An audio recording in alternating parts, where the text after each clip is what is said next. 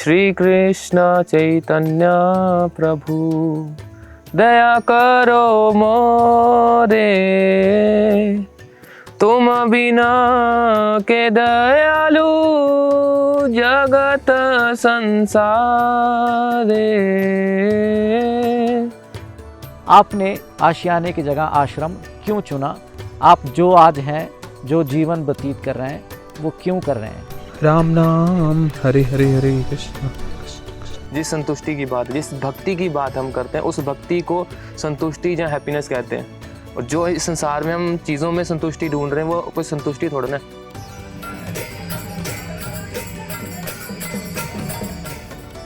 भगवान की भक्ति करनी है तो घर पे रह के भी हो सकती है। श्री रामचंद्र ने गृहस्थी जीवन जिया, ये सब छोड़कर आना ज़रूरी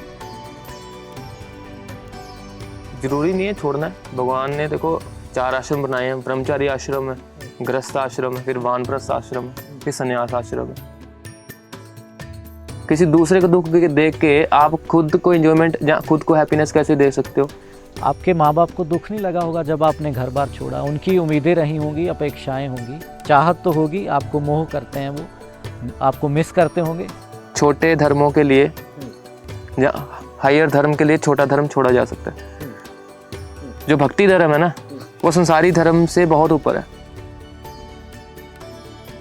तो हर एक हमारे शास्त्रों में आ रहा है कि जो माँ बाप है, माता ना माता सस्यात, पिता ना पिता सस्यात, स्वजनो ना स्वजन सस्यात, पुत्र ना पुत्र सस्यात। कि पुत्र पुत्र कहलाने के लायक नहीं है, माँ बाप कहलाने के लायक नहीं है, अगर वो अपने आश्रित जनों को जन्म और मृत्यु के चक्कर से बाहर निकालने का प्रयास नहीं कर रहे और उनको असली भक्ति जो है वो प्रोवाइड नहीं कर रहे।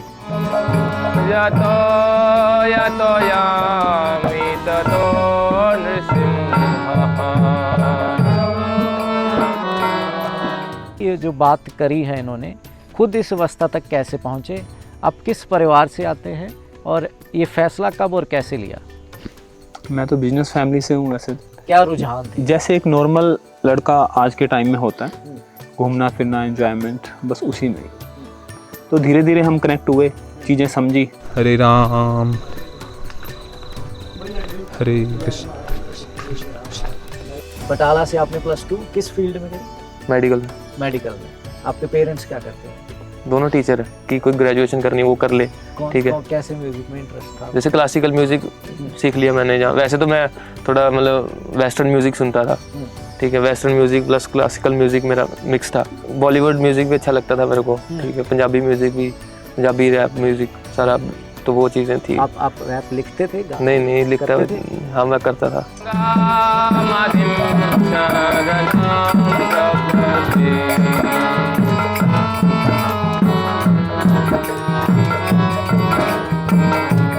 पुनर्जन्म में विश्वास करते हैं आप? हाँ, बिल्कुल करता है। होता है। ऐसा लिखा है। हाँ। किसी के नुकसान को जो शायद किसी और ने अपने स्वार्थ में किया हो, अगर आप ये बोल के जज कर देंगे कि यार इसके तो पिछले जन्म का कर्म होगा। नहीं, ऐसा कुछ नहीं है। पॉइंट ये है कि देखो, आप हिटलर को जानते हो? हिटलर ने कितनी दुनिया को मारा है।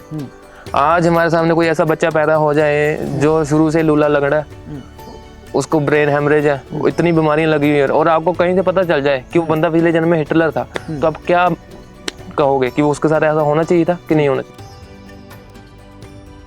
अगर कोई भी शख्स ये मान सकता है कि ये सब कुछ खुद ब खुद होंद में नहीं आया, इसके ऊपर एक परफेक्ट माइंड है जैसे आपने कहा, या कोई क्रिएटर है, तो वो क्रिएटर कहाँ से आया? उसको भी तो किसी ने क्रिएट किया होगा। और अगर हम ये बोलें कि क्रिएटर अपने आप क्रिएट हो गया, तो फिर तो ये सब कुछ भी अपने आप क्रिएट हो सकता है। नहीं, ऐसा कुछ नहीं है। देखो, भगवान ने गीता में कहा है कि हम सर्वस्य प्रभुमत्ता सर्वं वर्तते इति मत्वा विजन्ते मां बुधा भाव संविता।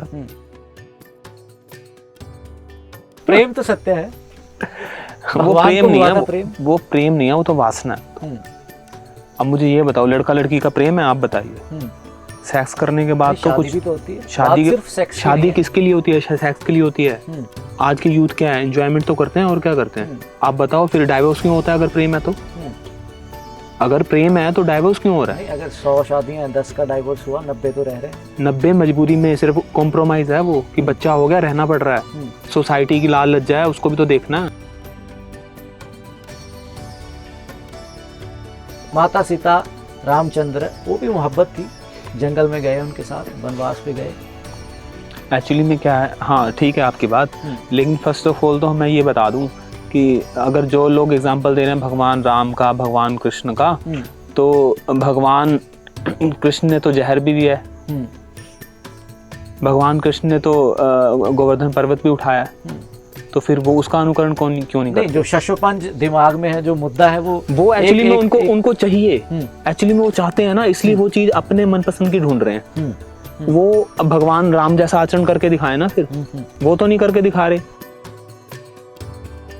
यार इसमें क्या है, जिम्मेवारियों से भाग गए हैं, माँ बाप की जिम्मेदारी से भाग गए हैं, जाके बैठ गए हैं, खाना खाया, आनंद माना, ठीक है। तो उससे तो पहले ये पूछिएगा वो कितने घंटे जागता है। हम 18 घंटे यहाँ जागते हैं, 18 घंटे किसी व्यक्ति को आप खाली बिठा सकते हो, फ्री होते हैं? ऐसा कुछ नहीं। अगर ऐसा ही है तो वो जितना अर्न करता है, मैं उसको 1 महीना डेली 1 महीना दूंगा अर्निंग का, आके हमारी लाइफ जिए एक बार।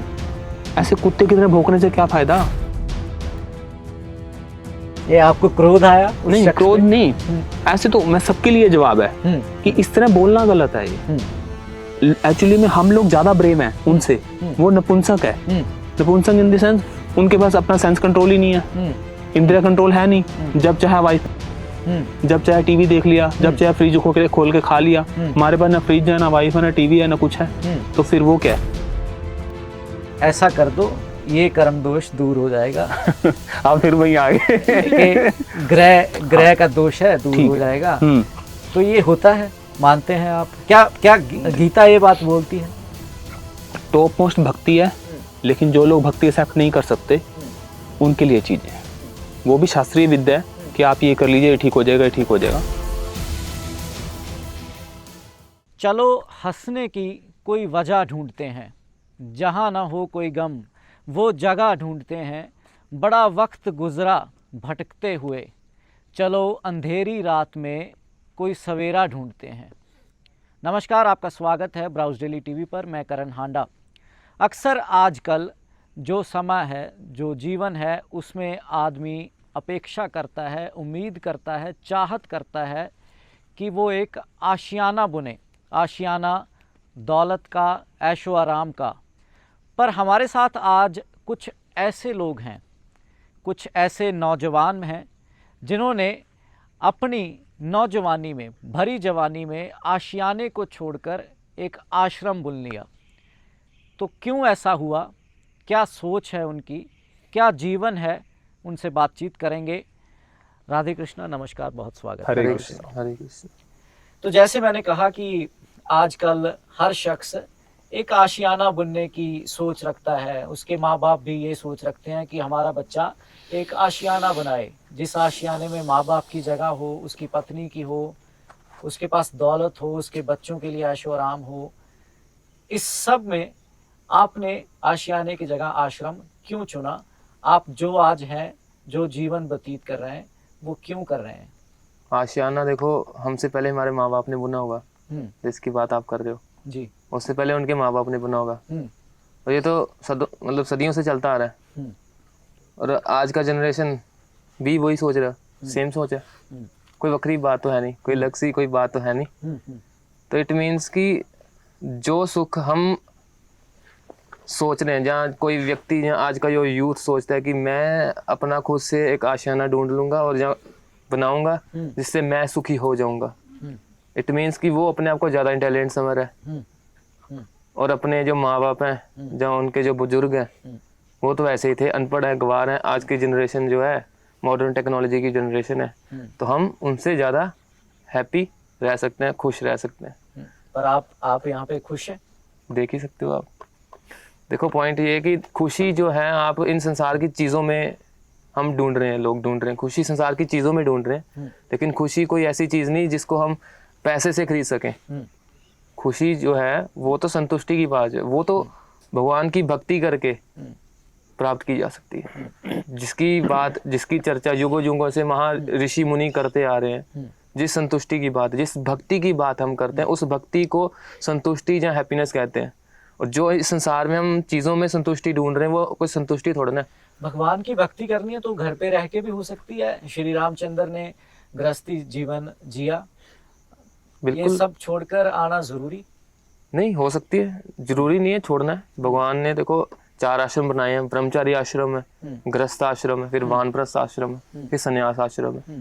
तो वो सबकी अपनी अपनी मर्जी है कि आप अगर चाहे गृहस्थ आश्रम ज्वाइन करना चाहते हो, शादी करके भक्ति करना चाहते हो तो उसमें कर सकते हो। एक्चुअली बात पता है क्या है, हमारी जनरेशन की जो है, जहाँ कोई भी किसी की भी बात कर लो, लाइफ का एम या पर्पस क्या होता है वो पहले देखना पड़ता है। जो आश्रम है, भक्ति की आपने बात करी है, इट मीन्स आपने भक्ति की बात करी है तो लोगों के माइंड में कहीं ना कहीं अगर आप चाह रहे हो कि घर पे रह के भक्ति करें तो फोकस तो भक्ति है ना। लेकिन आज के जमाने में लोगों का फोकस भक्ति नहीं है ना, इंजॉयमेंट है।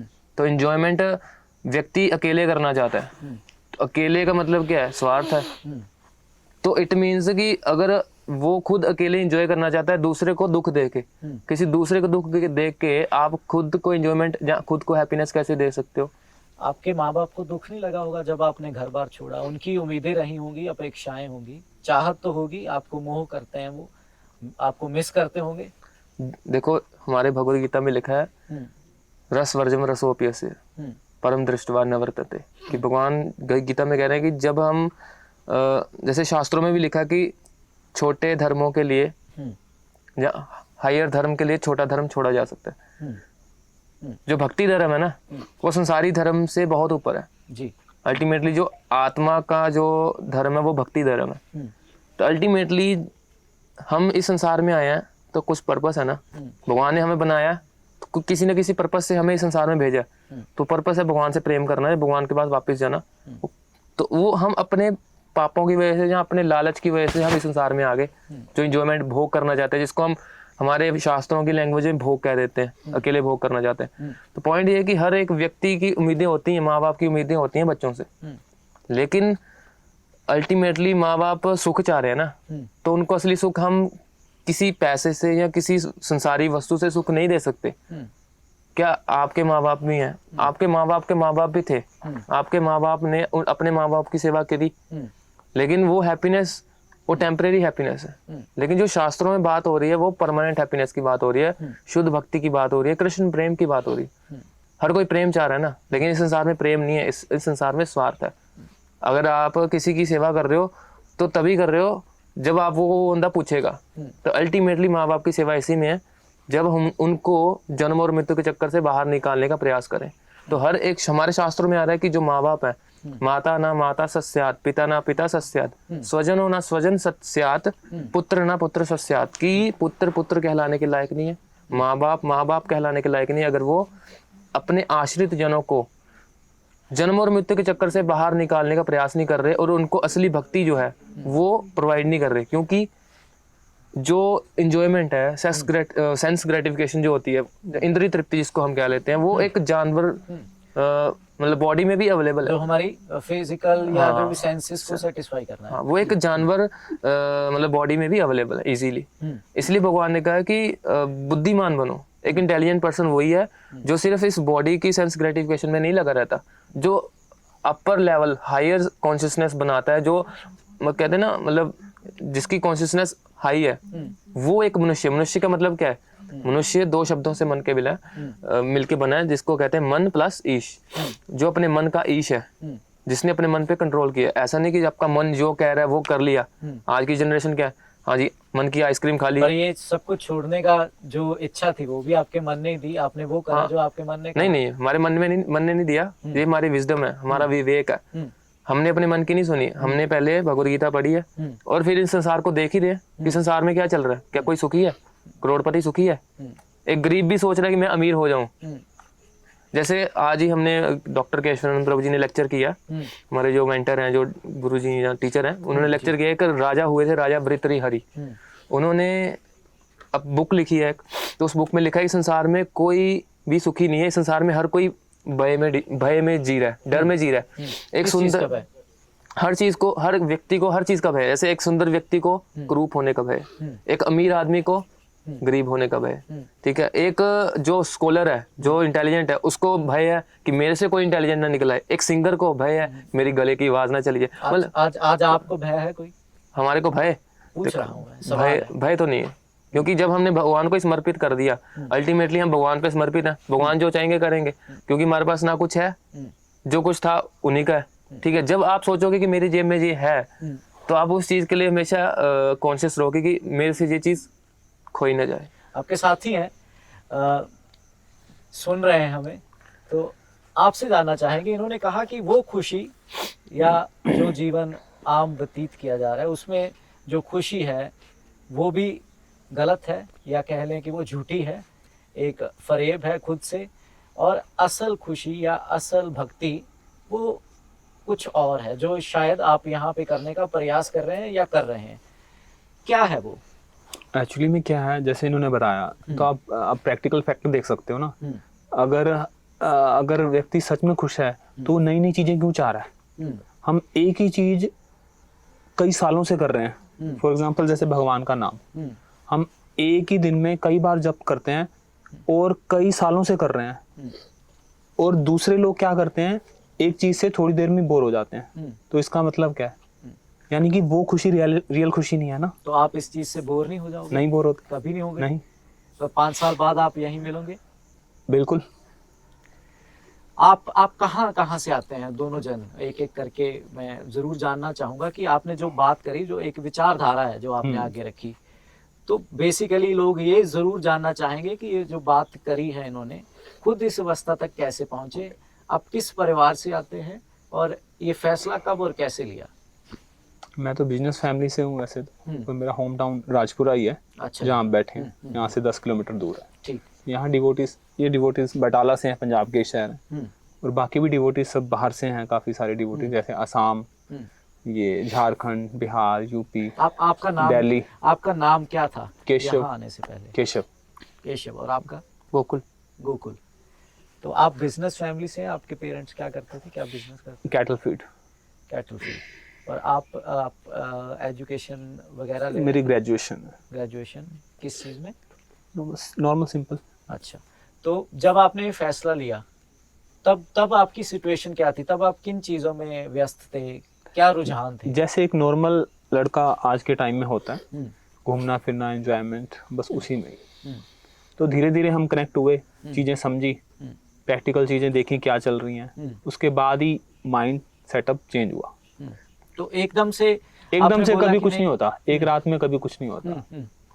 लड़की कभी भी एक दिन में बच्चा नहीं देती, 9 महीने के बाद ही देती है। नेचर भी धीरे धीरे चेंज होती है, तो उसी तरह धीरे धीरे ही चीजें होती हैं। तो जब आप एक रात में कुछ नहीं सबसे पहले आपने खुद तय कर लिया या सबसे पहले अपने माँ बाप को बताया कि मैं ऐसा कुछ करना चाहता हूँ, क्या रिएक्शन था? एक्चुअली में वो हमारे एक्शन से ही पेरेंट्स को पता लग जाता है बच्चा कहाँ जाएगा। तो वैसे ही हमारे घर में एक्शन ही वैसे थे, तो मेरे घर वालों ने तो सपोर्ट किया मुझे। क्या एक्शन थे वो? क्या एक्शन थे? क्या आम चीजों को जैसे करना छोड़ दिया था? नहीं, जैसे हम कुछ रूल रेगुलेशन है, डू डोंट्स हैं, अनियन गार्लिक नहीं यूज करना, या फिर होटल्स वगैरह में खाना, ये सब चीजें तो पता ही लग जाती हैं, जो नॉर्मल लड़का नहीं करता है। मान लीजिए हम भगवान का नाम लेते हैं, नॉर्मल लड़के कहाँ लेते हैं, तो काफी सारी चीजें होती हैं, तो वो तो एक्शन से पता लग जाता है व्यक्ति कहाँ जाएगा। गोकुल जी, आपकी कहानी भी ऐसी है कुछ? क्या आपके माँ बाप का क्या रिएक्शन था, कैसे बताया आपने उनको कि मैं ये करने जा रहा हूँ या ये मैं करना चाहता हूँ? शायद ये तो भगवान ने ही निकाला, जो भी निकाला। ये जो लाइन है, चूज करना एक आम इंसान के बस की बात तो है नहीं। जी बिल्कुल। ठीक है। ऐसा कहा जाता है कि जो साधु संत बनते हैं लोग, एक जन्म की बात नहीं है, पिछले जन्मों से ही चला आता है। तो इसलिए जब मैंने +2 करी तो उसके बाद फ्री होता है हर एक स्टूडेंट 6-7 महीने के लिए। +2 आपने कहाँ से करी? आप मैंने बेसिक बटाला से करी है। बटाला से। आप शिव कुमार बटालवी जी के शहर से हैं? हाँ जी। तो बटाला से आपने +2 किस फील्ड में करी? मेडिकल में। आपके पेरेंट्स क्या करते हैं? दोनों टीचर है। दोनों टीचर हैं? Government teacher? नहीं, प्राइवेट टीचर। तो आप भी एक आम परिवार से थे। हाँ। जो देखने वाले होंगे बहुत सारे ऐसे ही परिवारों से आएंगे, middle class, upper middle class. तो फिर जब आपने कन्फ्रंट किया, क्या रिएक्शन? सबसे पहले तो देखो, जब मैं 10th में था तो 10th में डॉक्टर केशवानंद प्रभु जी के लेक्चर सुनने शुरू किए थे यूट्यूब पे।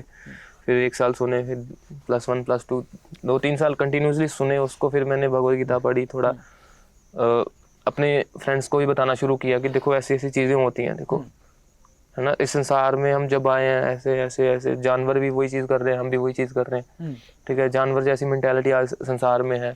हर कोई एक दूसरे को मतलब मार के और उसके पैसे को छीनने की कोशिश कर रहा है कि हाँ भी मेरी जेब भरनी चाहिए।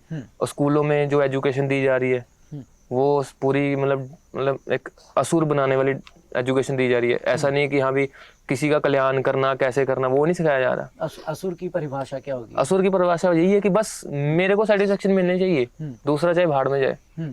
ना स्कूल में ये सिखाया जाए कि दूसरे की मदद कैसे करनी है, असल कल्याण की भावना कैसे क्या होती है वो भगवद गीता में भगवान सिखा रहे हैं ना, कि अल्टीमेटली कल्याण कैसे किया जाता है ना। आत्मा का कल्याण क्या होता है कि इस संसार में हम आए हैं तो हमारा जो मेन पर्पस है वो किस चीज़ के लिए हम आए हैं। कि ऐसे ही स्ट्रगल करके सब देखो कितने राजे महाराजे आए, उन्होंने इस दुनिया पे, सिकंदर आया पूरी दुनिया पे राज किया, आखिरकार मर गया तो चीज़ें तो यहीं रहेगी, हर कोई मर जाएगा, चीज़ें यहीं रह जाएंगी। तो ये सोच जो है चलो पिछले जन्म से आती है, जब किसी साधु संतों की कृपा या उन्हीं का आशीर्वाद होता है जिसकी वजह से हमारे अंदर भी वो सोच आ गई। जैसा कहते हैं जैसा करोगे संग वैसा होगा रंग, तो हमने उनका संग किया तो हमारे अंदर भी वो सोच आई है। तो अल्टीमेटली डिपेंड करता है संग किया कौन, आपके गुरु कौन है इस समय? डॉक्टर केशवानंद दास जी। वैसे तो हमारे जैसे दीक्षा गुरु होते हैं, एक शिक्षा गुरु होते हैं, शिक्षा गुरु जो टीच करते हैं आपको, हमारे शिक्षा गुरु है डॉक्टर केशवानंद प्रभु जी हैं। तो दीक्षा गुरु है हिज होलीनेस भक्ति विकास स्वामी महाराज हैं। तो वो ऐसी भक्ति विधान स्वामी श्रील प्रभुपाद जी जो फाउंडर आचार्य ऑफ इस्कॉन, उनके डायरेक्ट डिसाइपल है। ठीक। तो जब आपने माँ बाप की बात मैं कर रहा हूँ कि रिएक्शन क्या था, पर उससे पहले जब आपके जो साथी रहे होंगे, जो दोस्त होंगे, क्लासमेट्स होंगे, जिनके साथ आप खाते पीते बैठते उठते थे, उनका क्या रिएक्शन था? उनका रिएक्शन तो देखो उस समय ऐसे ही था कि देखो मतलब जैसे होता है ना कि आजकल की जो जनरेशन है ना वो ऐसे सोचते हैं तुम्हारा जिस चीज में मन सेटिस्फाई है वो चीज करो। जैसे आजकल हर एक यूथ का ना ऐसा है कि आप जिस चीज में इंटरेस्टेड हो उसको सपोर्ट करते हैं, ऐसा नहीं कि जो वैसा बोलेंगे। आई होप यू अंडरस्टैंड, ठीक है। तो आज की जनरेशन ये कहती है तेरा जो मन करता है तू कर। मेरे फ्रेंड्स तो ऐसे ही है, सेल्फ को इम्पोर्टेंस बहुत ज्यादा है। हाँ कि आपका जो मन करता है वो करो। किसी ने मुझे मतलब डिस्करेज नहीं किया कि तू जो कर रहा है गलत कर रहा है, देखो ऐसे माँ बाप हैं वो। चलो मेरा भाई भी है, वो बीटेक है, इंजीनियर है, ठीक है। तो वो यहीं पे मैं आपको टोक रहा हूँ, वो जरूर हमारा सवाल रह गया। हाँ। माँ बाप का रिएक्शन माँ बाप का रिएक्शन तो उन्होंने मेरे को +2 के बाद, हाँ। मैंने तो वैसे ही कहा था कि मैं अभी फ्री हूँ, 2-3 महीने के लिए राजपुर आ जाता हूँ, आश्रम आ जाता हूँ। हाँ। तो मैं और मेरा भाई यहाँ पे आ गए। तो फ्री थे। हाँ। तो जैसे यहाँ पर आए तो घर पे माँ बाप तो चलो थे, तो भाई 10-15 दिनों के बाद चला गया, मैं यहीं पे रहा। तो मेरे को अच्छा लगा। तो फिर हम भगवद गीता पढ़ते थे, डिस्ट्रीब्यूशन कीर्तन करने जाते थे आसपास के टाउन्स में। तो शुरू में शायद उनको लगा कि कुछ, हाँ कुछ दिन की बात है, थोड़ा हाँ, अपना आ जाएगा आनंद ले रहा है, आ जाएगा वापस। हाँ, उन्होंने वैसे तो रिवोल्ट नहीं किया, फिर धीरे धीरे कहते रहे आ जा वापस। बट उनको पता था कि ये ऐसा आ जाएगा। लेकिन फिर पॉइंट क्या हुआ, धीरे धीरे जब मैं एक बार तो मैं वापस भी चला गया था, जब मैं बीमार हो गया था काफी। तो घर वाले ले गए थे मेरे को। कितने समय के बाद यहाँ रहने? मतलब 6 महीने के बाद, अप्रोक्सीमेटली 6 महीने के बाद तो चला गया था। फिर वहाँ पे 2 महीने रहा, फिर उन्होंने समझाने की कोशिश करी। फिर मैंने थोड़ा बहुत पार्ट टाइम जॉब भी किया था कि कुछ कर ले आगे, कि कुछ जो तेरा मन है वो करना है। म्यूजिक करना है, म्यूजिक में इंटरेस्ट था तो म्यूजिक की कोई ग्रेजुएशन करनी है वो कर ले, ठीक है। कैसे म्यूजिक में इंटरेस्ट था? जैसे क्लासिकल म्यूजिक सीख लिया मैंने। जहाँ वैसे तो मैं थोड़ा मतलब वेस्टर्न म्यूजिक सुनता था, ठीक है। Western music plus classical music मेरा मिक्स था। वेस्टर्न म्यूजिक तो काफी इम्पैक्टफुल होता है, हालांकि क्लासिकल इंडियन भी होता है इम्पैक्टफुल, लेकिन वो एक अलग दिशा में ले जाने वाला इम्पैक्ट छोड़ता है। तो ये उससे बिल्कुल ऑपोजिट डायरेक्शन है। तो कैसा सा म्यूजिक आप सुनते थे या करते थे? नहीं वैसे तो सभी म्यूजिक मेरे को पसंद है बेसिकली। जैसे पंजाब में मतलब बॉलीवुड म्यूजिक भी अच्छा लगता था मेरे को, ठीक है। पंजाबी म्यूजिक भी, पंजाबी रैप म्यूजिक सारा, तो वो चीजें थी। आप रैप लिखते थे? नहीं लिखता। हाँ मैं करता था। तो वो तो चलो ऐसे ही था। तो क्योंकि कला जो है, गायकी जो है, सुर जो है, ताल है, ये तो हिंदू शास्त्रों में इनको बड़ी ऊंची जगह दी गई है। बिल्कुल। तो अगर आप करते थे तो ज़रूरी नहीं जो शब्द तब हो वो हो, पर आज के समय से जो आपकी लर्निंग है, क्या उसको आप रैप में पिरो सकते हैं? जो चाहे 2 लाइनें ही हो जाए, ज़्यादा नहीं तो। 2 लाइनें? हाँ, जैसा भी हो, जितनी आपकी तमन्ना। नहीं, अभी तो फिलहाल मैंने ऐसा कुछ नहीं। उसको भी नहीं छोड़ा, ये पाया, और जो हम आपके अंदर अब क्या है, अगर भक्ति है तो भक्ति रैप में भी बाहर आ जाएगी। वो तो चलो जो भी है। हाँ जी। तो फिर जब आप यहाँ पे आ गए, आपने फिर अल्टीमेटली कब बताया कि देखो अब मैं नहीं आ रहा घर? अल्टीमेटली अब जब मैं वापस चला गया था एक बार, फिर मैं पार्ट टाइम जॉब किया था 2-3 महीने। फिर वहाँ यहाँ के गुरुकुल के जो बच्चे थे वहाँ पे आए, तो उन्होंने मेरे को ये भी कहा था, अगर संस्कृत सीखनी संस्कृत सीख लो, ठीक है, ये करना वो कर लो। मैंने कहा ठीक है, मैं गुरुकुल चला जाता हूँ संस्कृत सीखने के लिए। फिर मैं यहाँ पे आ गया। फिर बस धीरे धीरे मैंने यहाँ पे फिर आके भगवद गीता पढ़ी। फिर भगवद गीता के थ्रू फिर मैंने उनको कन्विंस किया कि भैया ये सब चीज़ें हैं, देखो आप लोग भी स्ट्रगल कर रहे हो, इतने साल हो गए, आपको क्या मिला, क्या अचीव किया लाइफ में आपने, तो मैं भी यही सब चीज़ें करूँगा, ठीक है, 2 वक्त की रोटी मैं भी खा लूंगा, आपको भी दे दूंगा, तो उससे कोई बेनिफिट तो होने नहीं वाला कोई बड़ा। भाई खा पी के सब मर जाएंगे, हमारे दादा परदादा ही मर गए, हम भी मर जाएंगे, आप भी मर जाओगे।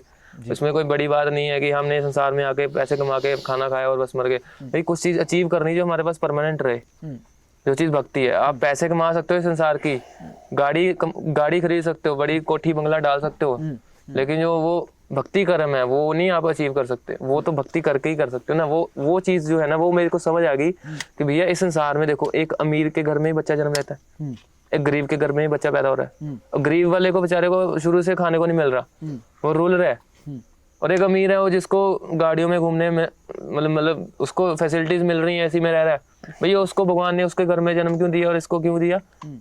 तो ये डिसाइड किसने किया? ये उन दोनों के अपने अपने कर्म थे। तो अल्टीमेटली भक्ति करके हमें ना दुख में पड़ना है, ना सुख में, ना अमीर के घर में जन्म लेना, ना गरीब के घर में। भगवान भगवद गीता में कह रहे हैं मेरी भक्ति करो तो मेरे पास आ जाओ। यद गत्वा ना निवर्तन्ते तद धाम परमम मम। पर कई लोग ऐसे होते हैं जिन्होंने शायद अब अगर हम पिछले जन्मों की बात करेंगे तो जो अन्याय देखने को लगता है कि यार ये तो बड़े अच्छे परिवार से था, बड़े अच्छा ये खुद भी था, हाँ। इसके साथ तो ऐसा हो गया, ऐसा हो गया। तो वो अगर हम पिछले जन्मों की बात करेंगे तो वो कहीं ना कहीं आपको नहीं लगता आज के समय में अन्याय या इनजस्टिस को बढ़ावा दे सकता है? अन्याय या इनजस्टिस को बढ़ावा दे सकते? नहीं, ऐसा तो कुछ नहीं है, क्योंकि इनइक्वालिटी हो जाएगी। अगर आप इनइक्वालिटी नहीं हो सकती। किसी के नुकसान को जो शायद किसी और ने अपने स्वार्थ में किया हो, अगर आप ये बोल के जज कर देंगे कि यार इसके तो पिछले जन्म का कर्म होगा, नहीं, ऐसा कुछ नहीं है। पॉइंट ये है कि देखो, आप हिटलर को जानते हो? हिटलर ने कितनी दुनिया को मारा। आज हमारे सामने कोई ऐसा बच्चा पैदा हो जाए जो शुरू से लूला लगड़ा है, उसको ब्रेन हेमरेज है, इतनी बीमारियां लगी हुई है, और आपको कहीं से पता चल जाए कि वो बंदा पिछले जन्म में हिटलर था, तो आप क्या कहोगे कि वो उसके साथ ऐसा होना चाहिए था कि नहीं होना चाहिए था? बताइए जी। तो ये चीजें हैं कि आप भगवान भगवद गीता में यही कह रहे हैं, सारा संसार कर्मों की वजह से चल रहा है। आप जिस तरह के कर्म करोगे, भगवान का इसमें कोई लेना देना नहीं है। भगवान कह रहे हैं मेरा इसमें कोई लेना देना नहीं है। मैं पुनर्जन्म में विश्वास करते हैं आप? हाँ, बिल्कुल करता है, होता है। ऐसा लिखा है गीता में। यस। तो अगर कोई मुश्किल स्थिति में है, लाइफ सिचुएशंस उसकी काफ़ी कॉम्प्लिकेटेड है, वो मान लीजिए कि वो भी बिलीव करता है कि मेरे से ऐसा हो गया होगा या पिछले कर्मों की कोई बात है, तो उसको ठीक कैसे किया जाए? ठीक कैसे किया जाए? सबसे पहले तो हम एक्सेप्ट करें कि भैया मैंने पाप किया होगा, और भगवद गीता वहीं से शुरू है। जहाँ पे आप एक्सेप्ट करोगे ना, बस आपकी चीज़ें वहीं से शुरू ठीक होनी शुरू हो जाएंगी। तो दूसरी बात, तो एक्सेप्ट बंदा तभी करेगा जब वो भगवान पे बिलीव करेगा, गॉड पे बिलीव करेगा, ठीक है? क्योंकि इस संसार में कुछ तो हर चीज़ अपने आप तो नहीं चल रही। हमारी साइंस कह रही है बिग बैंग थ्योरी से संसार हुआ है, एक ब्लास्ट हुआ, बम फूटा और ये इतनी सुंदर सृष्टि होगी, इतनी सुंदर तितली बन गई, इतने सुंदर सुंदर झरने बन गए हैं, बन सकते हैं। हम दिवाली पे इतने बम फोड़े हैं, क्या कोई सृष्टि होती है? उल्टा गंद पड़ता है। तो बम फूटने से या बिग बैंग थ्योरी होने से या इस संसार की क्रिएशन नहीं होती। तो इसलिए हर मतलब देयर इज, जैसे कहते हैं ना एक कि there is a perfect mind behind this all the universe, कि यूनिवर्स के पीछे एक परफेक्ट माइंड है जो हर चीज को एक डिसिप्लिन में जिसने रखा हुआ है इस संसार में। अब देखते हो सूर्य रोज उगता है, टाइम पे उगता है, टाइम पे अस्त हो जाता है। हमारी तरह ये थोड़ा ना कि यहाँ कभी 10 बजे उठे, कभी 6 बजे उठे, हमारा कोई टाइम ही नहीं है। पॉइंट ये है कि सृष्टि एक डिसिप्लिन में चल रही है। एक जो साइंटिफिक जो नज़रिया है, या जो कह लें जो नॉन बिलीवर्स हैं, चाहे वो वेस्टर्न वर्ल्ड के हों चाहे भारत के हों, वो एक कंसेप्ट, एक सवाल खड़ा करते हैं कि अगर कोई भी शख्स ये मान सकता है कि ये सब कुछ खुद ब खुद होंद में नहीं आया, इसके ऊपर एक परफेक्ट माइंड है जैसे आपने कहा, या कोई क्रिएटर है। तो वो क्रिएटर कहाँ से आया? उसको भी तो किसी ने क्रिएट किया होगा। और अगर हम ये बोलें कि क्रिएटर अपने आप क्रिएट हो गया, तो फिर तो ये सब कुछ भी अपने आप क्रिएट हो सकता है। नहीं नहीं, ऐसा कुछ नहीं है। देखो भगवान ने गीता में कहा है कि हम सर्वस्य प्रभु मत्ता सर्वम वर्तते इति मत्वा विजन्ते मां बुधा भाव समृता, कि इसके मायने बताइए। हाँ, तो भगवान कह रहे हैं कि इस संसार को बनाने वाला मैं हूं, प्रकृति क्रिया माना नहीं गुणे कर्माणि सर्वशा अहंकार विमूढ़ आत्मा करता अहम इति मन्यते। जिस प्रकार आपने कहा कि ये शुरू से था, देखो ये प्रकट नहीं हुआ किसी से। जब भगवान ने कहा कि जब से आत्मा है, जब से परमात्मा है तब से आत्मा है, क्योंकि आत्मा क्या है? परमात्मा का अंश है। इसीलिए हम जो हैं हम भी नित्य हैं, एटर्नल है, अमर है। आत्मा जो है हमेशा से अमर है, परमात्मा भी अमर है। तो भगवान ने भगवद गीता में कहा है कि जो आत्मा है, अर्जुन को बोला है कि अर्जुन तुम्हारे भी कई जन्म हो चुके हैं। जैसे भगवद गीता में बोला है कि ना त्वेवाहम जातु नासम ना त्वम नेमे जनादीपा ना चैव ना भविष्यामि सर्वे वयमतः परम, कि ऐसा कभी नहीं हुआ कि ना तुम ना रहे, और ऐसा कभी नहीं हुआ ना मैं रहा। तुम भी हमेशा से हो, मैं भी हमेशा से हूँ। तुम्हारे भी करोड़ों जन्म हो चुके हैं, मैं भी अवतार ले चुका, मेरे भी जन्म हो चुके हैं। सॉरी, भगवान जन्म नहीं लेते, भगवान अवतार लेते हैं, भगवान प्रकट होते हैं। बट भगवान कह रहे हैं कि मैं सुप्रीम पर्सनैलिटी हूँ, मैं सुप्रीम गॉड हूँ, इसलिए मेरे को सब कुछ याद रहता है। तुम सुप्रीम नहीं हो, तुम मेरे अंश हो और मेरी सेवा करने के लिए बने हो। तो भगवान ने कहा ना, ममे वांश जीव लोके जीव भूत सनातना मना षष्ठान इंद्रियानी प्रकृति स्थानी कर्षति, कि भगवान कह रहे हैं जीव क्या है? मेरे अंश है, और मन और 6 इंद्रियों के कारण अपने मन के पीछे लग के प्रकृति स्थानी कर्षति, इस प्रकृति में वो कर्षति मतलब दुख भोग रहे हैं। इसलिए भगवान ने भगवद गीता बोली है कि मेरी बात सुनो, ताकि मेरी बात सुनोगे तो इस संसार से कैसे बाहर निकलें वो आपको पता चलेगा। ये जो आप दोनों का पहरावा है, ये जो हम बाहर से आए हैं उनसे अलग है, इसके क्या अहमियत है, क्या मायने हैं? आपने बाल कटवाए हैं, क्या फर्क है इसका, और इसका क्या प्रभाव क्या है आपकी जो होंद है इस समय उस पर?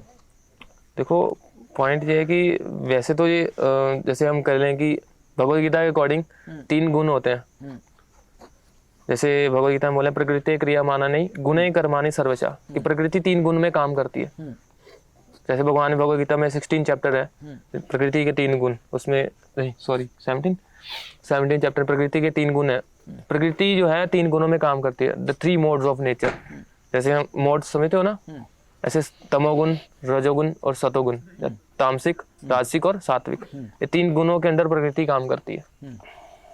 जैसे सुबह का जो ब्रह्म मुहूर्त का समय होता है वो सात्विक गुण में होता है, सतोगुण में होता है, जिसमें जो व्यक्ति है वो शुद्ध या पॉजिटिव वाइब्स कह लीजिए, आज की मॉडर्न जनरेशन में, मॉडर्न लैंग्वेज में वो उसको जनरेट कर सकते हैं, जहाँ मॉडर्न जो पॉजिटिव वाइब्स एक्टिवेट होती हैं सुबह के समय।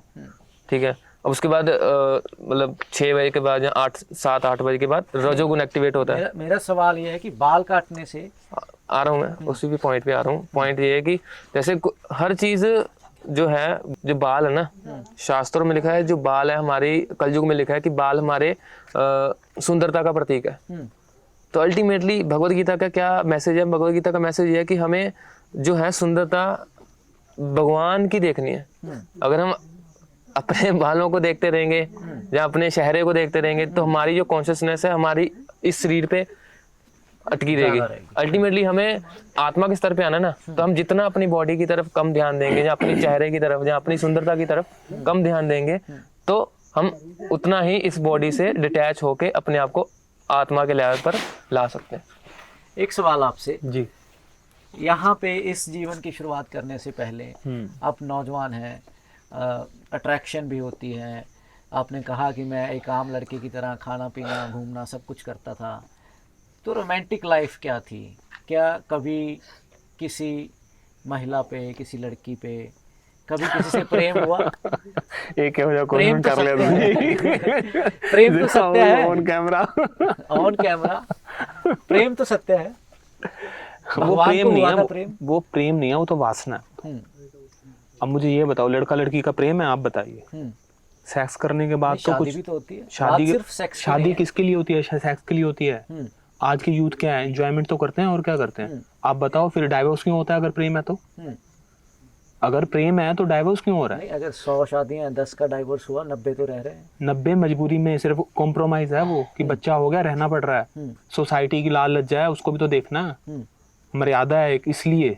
अदरवाइज तो डाइवोर्स ही है। मोस्टली डाइवोर्स रेट्स बढ़ ही रहे हैं तो इंडिया के अंदर। आपका मानना है कि शादी अभी एक रूडिमेंट्री कंसेप्ट हो चुका है? नहीं नहीं नहीं, वो तो गलत है। वो हमारे संस्कार हैं शास्त्रों में, ताकि आप जंगली जानवर की तरह एक दूसरे पे, मतलब सोसाइटी में गंदगी मत मचाते रहो, एटलीस्ट एक वाइफ के साथ रहो। लेकिन शादी से पहले एक थोड़ी ट्रेनिंग होती है कि शादी सिर्फ सेक्स करने के लिए नहीं बनी, शादी एक समाज को चलाने के लिए भी बनी है।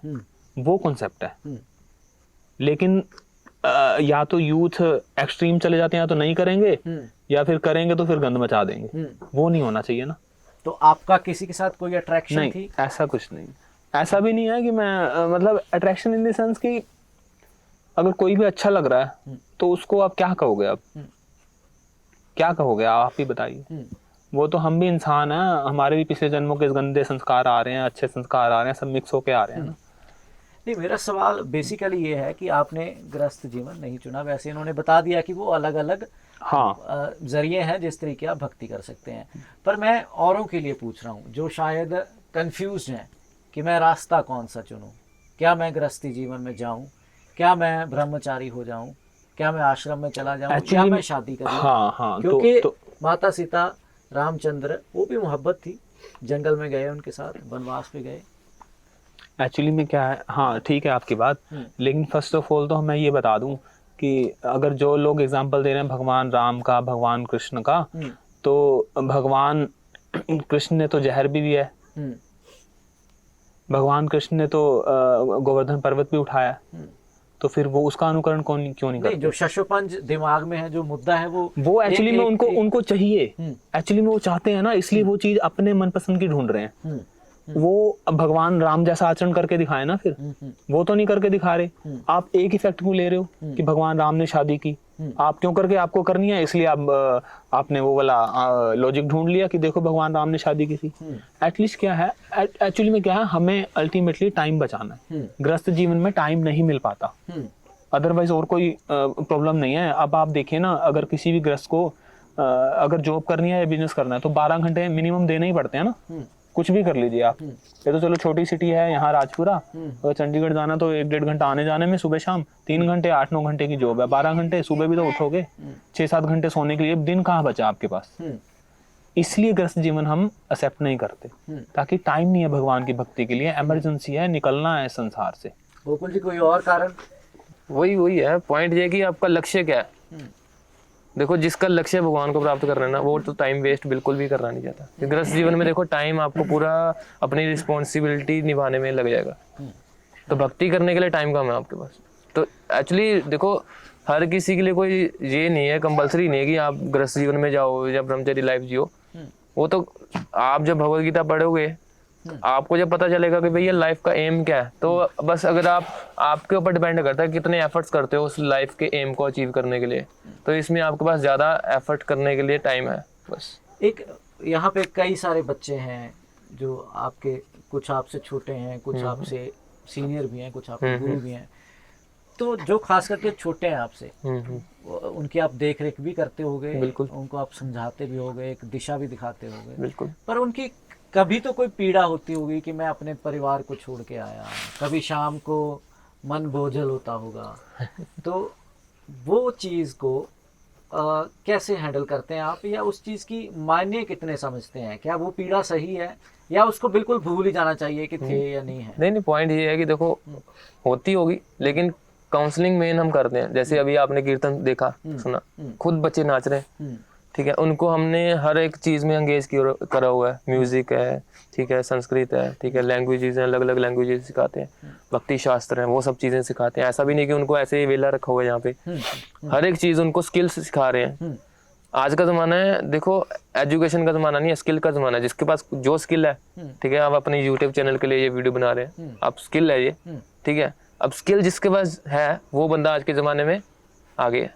जिसके पास स्किल नहीं है वो भी बैठा। अब कई सारे यूथ हैं, मेरे फ्रेंड्स हैं बीटेक होल्डर, 5-5 लाख, मतलब MBA करके बैठे हैं, 5-5 लाख रुपया मतलब इन्वेस्ट करके बैठे हैं अपनी एजुकेशन पे, 10-10 हज़ार रुपये लगे हुए हैं। प्राइवेट जॉब कर रहे हैं, क्या स्किल नहीं है एजुकेशन पे। इट मीन्स कि भैया आज के ज़माने में जिसके पास स्किल है वो बंदा आ गया। तो अल्टीमेटली बच्चे को हम काउंसलिंग करते रहते हैं, अगर उसका मन, चलो देखो इंसान है आखिरकार, सब मन किसी का बोझिल होता है, किसी का नहीं होता, जिसका होता है तो उसकी काउंसलिंग करते हैं। देखो दुख और सुख ये दोनों एक पैरेलल पटरी है जिस पे ट्रेन भागती है लाइफ की। माँ बाप का, भाई बहन का, या और जो भी करीबी होते होंगे, उनके रिश्ते की अहमियत इस जीवन में आने के बाद रहती है। वो अभी मिलने आते हैं, आप उस प्यार को, उस मोह को आप बढ़ावा देते हो या खत्म करने की कोशिश? नहीं, खत्म नहीं क्यों करना है, खत्म क्यों करना है? अल्टीमेटली देखो पॉइंट ये है कि हमारे लिए, जैसे अपने पहले इक्वालिटी की बात करी ना, आज के जमाने में हम जब डिवोशन में आ गए हैं, हम ज्यादा इक्वालिटी से देख पा रहे हैं लोगों को। हमारे लिए सिर्फ हमारे घर वाले नहीं रह गए, अब हमारे लिए पूरी दुनिया हमारे घर वाले हैं। आप जैसे हो, आपके माँ बाप भी होंगे, आपकी शादी होगी जी, शादी होगी जी जी, आपकी वाइफ भी होगी, बच्चे हैं, बच्चे नहीं होंगे, ठीक है। अब आपके लिए आपकी फैमिली, आपकी लाइफ, आपकी जिंदगी सिर्फ आपके माँ बाप और आपकी वाइफ है। हाँ जी, बाकी दुनिया की आपको कोई परवाह नहीं है, समझ गए? इट मीन्स आपकी जो सोच है ना अपनी फैमिली में भी खत्म हो जाती है, लेकिन हमारी जो सोच है ना, जहाँ से आपकी सोच खत्म होती है वहां से शुरू होती है। अरे क्या बात है। तो इसलिए हमारी पूरी दुनिया ही हमारे माँ बाप है। अगर हम अपने माँ बाप का कल्याण सोच रहे हैं ना, तो ये तो हमारा स्वार्थ है। इसलिए बेसिकली एक बिगर फैमिली, हाँ, एक बिगर थॉट, जैसे कहते हैं सिंपल लिविंग और हाई थिंकिंग, ये हमारी थिंकिंग है। तो बस एक आखिरी सवाल मैं करना चाहूँगा। दर्शकों के कई सारे सवाल थे जिनके आपने बखूबी जवाब दिए। और ये जो जगह है, ये लैंड है, काफ़ी बड़ी है, हालांकि रहने का ढंग बहुत सादा है, कच्चे मकान हैं, कुकिंग में भी कोई मशीन आप या कोई भी एक्सटर्नल चीज़ यूज़ नहीं कर रहे।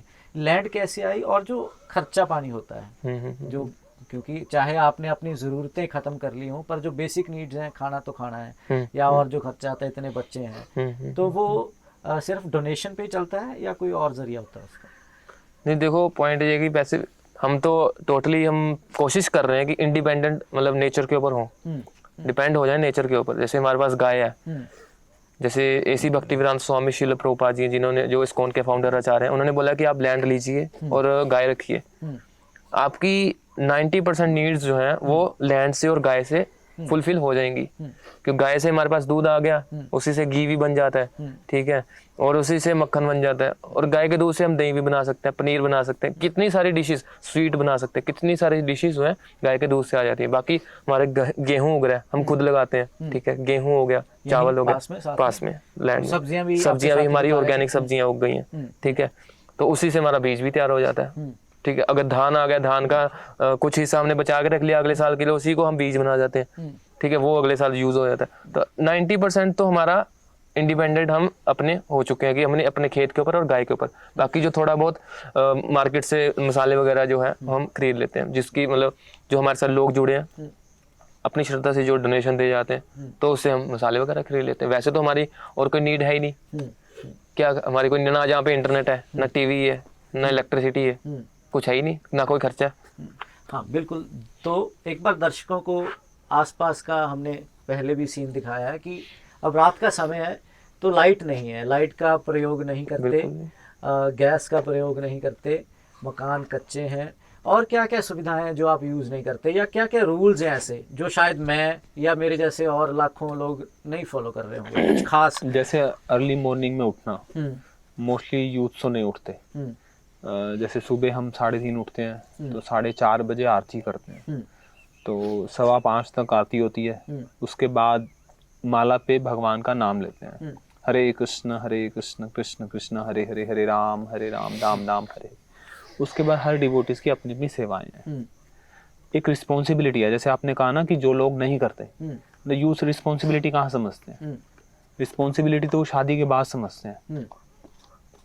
तो ऐसे हाँ, जैसे उठना हो गया और अपनी रिस्पॉन्सिबिलिटीज पूरी करना, बस ये चीजें हैं। और गैजेट्स वगैरह हम यूज नहीं करते, कोई फोन नहीं, किसी ढंग नहीं। और 2 टाइम प्रसाद पाना, उसके अलावा आगे पीछे कुछ नहीं लेते। ये सब रूल रेगुलेशन है। एक टाइम पे सो जाना। तो आज तो हमने आपको लेट कर दिया। नहीं, 9 बजे ही है टाइम, 9 बजे तक सो जाना। नहीं, मजाक कर रहा हूँ, आपने इतना समय दिया, बहुत बहुत शुक्रिया आपका। और एक आप आखिरी कोई मैसेज देखने वालों को अपनी सोच से जो आप बताना चाहें या कहना चाहें, समझाना चाहें, कुछ भी देखने वालों के लिए जो भी आप कहना चाहें। अल्टीमेटली यही कहना चाहूँगा कि आप संसारी नॉलेज तो ले रहे हैं, जो हमें आज के ज़माने में जब हमें एंग्जाइटी होती है या किसी को दुख होता है या बंदा डिप्रेशन में चला जाता है ना, उससे बाहर निकालने के लिए वो नॉलेज जो ज्ञान हमें स्कूलों में दिया जा रहा है वो काफ़ी नहीं है। उससे तो सिर्फ हम अपनी रोजी रोटी कमा सकते हैं, लेकिन जो विवेक है जिसको हम विजडम कहते हैं, क्या सही है क्या गलत है, उसको जानने के लिए हमें वेद शास्त्रों को पढ़ना ही पड़ेगा। स्कूल और एजुकेशन हमें एक रैट रेस में डाल रहे हैं जो आपको सिर्फ पैसा कमाने के लिए और रोजी रोटी कमाने के लिए काम आ सकती है। लेकिन हमें डिप्रेशन से बाहर कैसे निकलना है, एंग्जाइटी से बाहर कैसे निकलना है, और अल्टीमेटली जो गोल है कि भैया हमें जीना क्यों है। ये तो हमारे पास टाइम, लिमिटेड टाइम है। स्कूल में ये थोड़ा ना सिखाया जा रहा है कि आप एक दिन मरोगे। हमेशा याद रखो कि भैया मौत आपके सर पे मंडरा रही है, कभी भी आपकी मृत्यु हो सकती है। ठीक है, इसलिए भगवान को हमेशा याद रखो। आज के ज़माने में हम भगवान को भूलते जा रहे हैं, जो कि सबसे मतलब डिग्रेडेशन की सबसे मेन कारण है। लोगों का जो पतन होने का कारण है वो यही है कि हम भगवान को भूलते जा रहे हैं। इसीलिए मेन मैसेज यही है कि आप भगवद गीता पढ़ो, ठीक है, उसको जीवन में अप्लाई करने की कोशिश करो, बस। तो भगवान को याद रखने का मतलब एक ये भी है, लोग कहते हैं हम तो याद करते हैं। भगवान को याद रखने का मतलब ये है कि उनकी नॉलेज को लेना जो भगवान कह रहे हैं और अपनी लाइफ में अप्लाई करना। अदरवाइज अगर आप याद हो गया मैं तो रोज करता हूँ सुबह शाम तो कुछ मेरी लाइफ में प्रॉब्लम क्यों आ रही है, उससे नहीं होगा। भगवान जो गीता में कह रहे हैं उसको पढ़ो प्लस एप्लीकेशन। और किसी की अंडर गाइडेंस में, ऐसे स्कूल में हम एजुकेशन लेते हैं, ठीक है, टीचर के गाइडेंस में लेते हैं ना। अब किताबें तो घर पे भी पढ़ सकते हो आप, स्कूल क्यों जाते हैं भैया? जो टीचर है उसने उस चीज को जिया है, उस नॉलेज को अनुभव किया है, उसको प्रैक्टिकल किया है। जिस व्यक्ति ने प्रैक्टिकल किया है वो व्यक्ति आपको ज्यादा अच्छे से समझा सकता है। इसीलिए अगर आप कोई ग्रंथ, शास्त्र, वेद शास्त्र, गीता वगैरह घर पे लाके खुद से पढ़ोगे ना, समझ नहीं आने वाले। इसलिए आपको एक परफेक्ट टीचर चाहिए जो आपको समझा सके। एक शख्स, एक आखिरी सवाल, वैसे तो मैंने आपसे इजाजत ले ली थी, पर मैं जब आ रहा था ना, जब मैंने प्लान कर रहा था कि आना है, ऐसे वीडियो करनी है, इंटरव्यू करना है, तो एक शख्स ने बोला यार इसमें क्या है, जिम्मेवारियों से भाग गए हैं, माँ बाप की जिम्मेदारी से भाग गए हैं, जाके बैठ गए हैं, खाना खाया, आनंद माना, ठीक है। ठीक है। उसके लिए कोई जवाब या कमेंट, क्योंकि मैं सबसे पहले उसी को दिखाऊंगा। हाँ, जैसे उसने बोला तो उससे तो पहले ये पूछिएगा वो कितने घंटे जागता है। हम 18 घंटे यहाँ जागते हैं। 18 घंटे किसी व्यक्ति को आप खाली बिठा सकते हो? पॉसिबल है? और आपका भी प्रैक्टिकल है? नहीं बिठा सकते ना। हम एक नॉर्मल व्यक्ति से ज्यादा काम करते हैं, लेकिन बस फर्क इतना है वो अपने फैमिली के लिए काम करता है, हम भगवान के लिए काम कर रहे हैं। बट डिफरेंस ये है, उनको लगता है कि हाँ हम बैठ के खाना खा रहे हैं। लोग कहते हैं ना बाबे फ्री होते हैं, ऐसा कुछ नहीं। अगर ऐसा ही है तो वो जितना अर्न करता है मैं उसको 1 महीना डेली 1 महीना दूंगा अर्निंग का, आके हमारी लाइफ जिए एक बार। ऐसे कुत्ते की तरह भौंकने से क्या फायदा? ऐसे नहीं चलता। आप लोगों की तो आदत होती है किसी के बारे में कुछ भी बोलना, लेकिन प्रैक्टिकल तो आपने देखा ही है। ये आपको क्रोध आया? नहीं, क्रोध नहीं, ऐसे तो मैं सबके लिए जवाब है कि इस तरह बोलना गलत है। ये आप किसी के लिए कुछ भी बोल रहे हो, हमारे लिए सभी के लिए। मैं तो जो गंदे साधु हैं, मतलब आजकल उनका नाम पंडित है कई, हाँ उनका परंपराओं के नाम पे पैसा लूट रहे हैं। और अगर आप धाम में भी चले, वहम भरम सही है जो आमतौर पे कि इस जीव को ये खिला दो, आपका वो एक अलग टॉपिक है, वो अलग टॉपिक है। लेकिन मैं इस मैटर से इस कॉन्टेस्ट में जवाब दे रहा हूँ। जैसे पंडित भ्रम फैलाते हैं या सही एजुकेशन नहीं दे रहे, वो भी मतलब जो मैंने वर्ड यूज किया था वही उन्हीं के लिए भी है। ऐसा नहीं है सिर्फ उनके लिए जी। तो जो वो लोग कह रहे हैं उनको बोलो एक बार एक लाइफ तो जिए एक बार, फिर पता लगेगा ना। विदाउट गैजेट आप जी के दिखाओ, यंग एज में छोड़ के दिखाओ घर ना, उससे कुछ नहीं होता। जवानी का जोश तो हमारे पास भी है, पैसा तो हम भी कमा सकते हैं, उसके बाद भी उन्हें माइंड को कंट्रोल करके रखना, ये बड़ी बात है ना। एक्चुअली में हम लोग ज्यादा ब्रेव हैं उनसे, वो नपुंसक है। नपुंसक इन द सेंस उनके पास अपना सेंस कंट्रोल ही नहीं है, इंद्रिय कंट्रोल है नहीं। जब चाहे वाइफ, जब चाहे टीवी देख लिया, जब चाहे फ्रिज खोल के खा लिया। हमारे पास ना फ्रिज है, ना वाइफ है, ना टीवी है, ना कुछ है, तो फिर वो क्या है? तो सेंस कंट्रोल किसको कहोगे, उनका या हमारा? ऐसे बोलने से चीजें नहीं चलती होती। वहाँ घर बैठे तो कोई भी कुछ भी बोल दे। अब मोदी कुछ भी कर रहा है, यार इसको ऐसे करना चाहिए था, तो तुम्हें कुछ पता नहीं है वहाँ देश की प्रॉब्लम, तुम घर में बैठ के बकवास कर रहे हो। अच्छा, एक छोटा सा सवाल और अगर आप समय दे तो, कि जो ये होता है कि ऐसा कर दो ये कर्म दोष दूर हो जाएगा, आप फिर वही आगे ये ग्रह का दोष है, दूर हो जाएगा, तो ये होता है, मानते हैं आप? क्या गीता ये बात बोलती है? टॉप मोस्ट भक्ति है, लेकिन जो लोग भक्ति एक्सेप्ट नहीं कर सकते उनके लिए चीजें हैं। वो भी शास्त्रीय विद्या है कि आप ये कर लीजिए, ठीक हो जाएगा, ठीक हो जाएगा, वो चीजें काम करती हैं। लेकिन टॉप मोस्ट भक्ति है, अगर भक्ति करोगे तो सब चीजें भगवान कह रहे हैं मैं अपने आप देखूंगा आप लोगों की। जो मेरी भक्ति करता है मैं उसकी अपने आप योगक्षेम में वहां में मैं उसके पूरे लाइफ का भार उठाऊंगा, भगवान कह रहे हैं। अब जो लोग एक्सेप्ट नहीं कर सकते तो उनके लिए चीजें हैं, तो वो करते रहें। जी बहुत शुक्रिया। और बस उठते उठते जो मैंने आपसे एक रिक्वेस्ट करी थी, आपको रैप तो करना पड़ेगा थोड़ा सा। नहीं वो वैसे तो चलो ठीक है। आप ज्ञान की बात कर लीजिए, कुछ रैप नहीं, कुछ गा के हल्का सा कुछ तो, क्योंकि आप म्यूजिक के फील्ड से हैं और अभी तो आप भगवान की भक्ति में हैं, तो ये दो चीज़ें अगर एक साथ हमारे सामने बैठी हैं और हम बंदे को बोले ना कि, तो फिर तो हम गलत रहेंगे। श्री कृष्ण चैतन्य प्रभु दया करो मोरे, तुम बिना के दयालु जगत संसारे। श्री कृष्ण चैतन्य प्रभु दया करो मोरे। जी बहुत धन्यवाद। जरूर मैं एक बारी। ठीक है। हरे कृष्ण हरे कृष्ण। समय देने के लिए बहुत शुक्रिया। हरे कृष्ण। और हम आशा करते हैं कि आप अपने जो भी लक्ष्य है वो पूरे करें। Thank you.